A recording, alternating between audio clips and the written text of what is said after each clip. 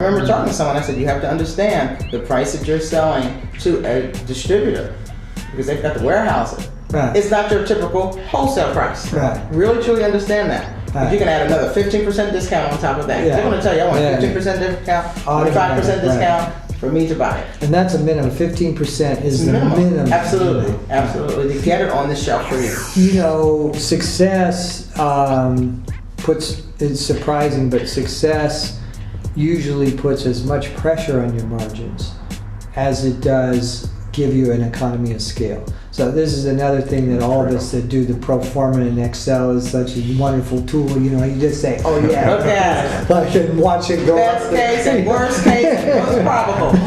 Right? But, you know, it's like you can reduce costs through volume buying. But then what happens is you want to go after bigger business, Costco or whatever. Absolutely. So, you know, just got to get ready for it. So at what point do you when you're looking at your capital structure, when do you decide, okay, I've had enough debt, because at a certain point, I don't have enough cash flow to repay the debt, which is what I explain to people as well. So you're at the point now, let's look at investors. And of course they freak out, small businesses.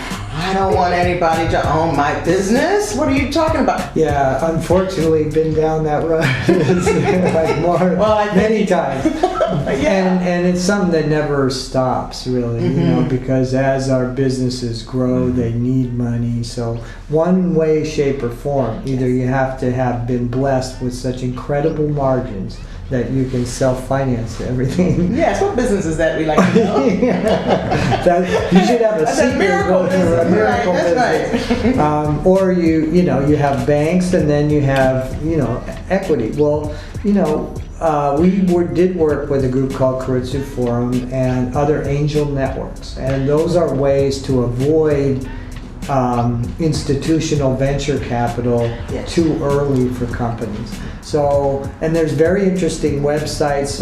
Prospero is one now where you can get peer-to-peer lending. That's very, very interesting. Prospero? Prospero.com is one.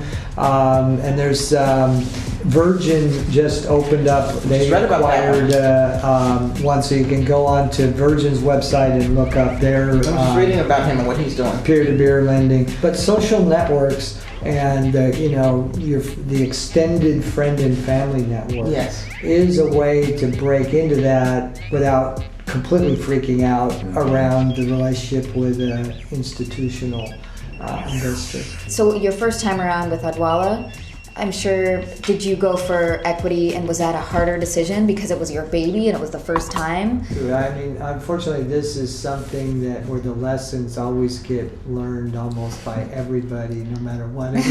No matter what you have say, to learn it, right? You're just gonna end up feeling Well, it. I'm telling you, I remember when I mentioned it, I broached the subject to Jill, and she blanched. She looked at me, what? I broke out in hives. Yes, she did. I said, we're at a party, and it was casual, I was passing through. I said, I want you to call me, because I said, I think it's time for us to start preparing you. Well, there's, it does go back to know thyself, I mean, you really have to think hard about how much you want to grow versus how much are you having fun and creating something that maybe shouldn't get that big. The values system of the investors is very important in terms of not just their value of what they're buying, like their what they think the proposition is.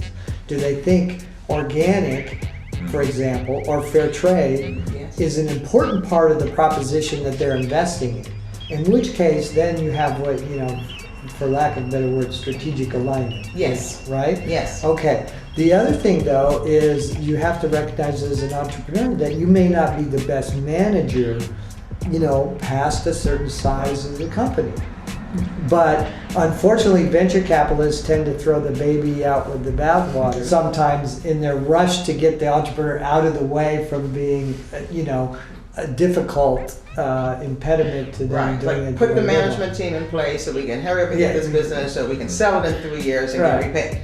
So you really have to have those tough discussions up front, and you really have to use a lot of your own intuition and due diligence.